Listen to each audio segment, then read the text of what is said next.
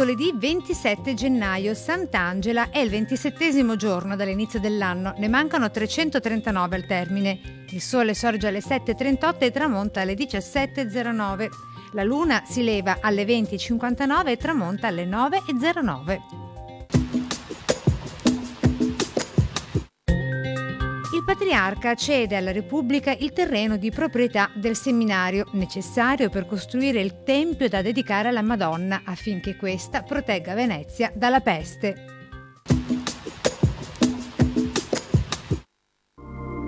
Le previsioni per domani. Sulla pianura e sulle valli prealpine frequente presenza di nuvolosità per nubi basse con foschie.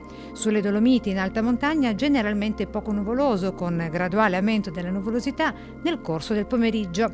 In pianure e zone pedemontane probabilità nulla molto bassa di locali e debolissime precipitazioni, specie in prossimità della costa. Assenti altrove. Temperature. In contenuta diminuzione in quota, in contenuto aumento le minime e in prevalenza stazionarie le massime in pianura, ancora superiori alla norma, specie in quota con presenza dell'inversione termica.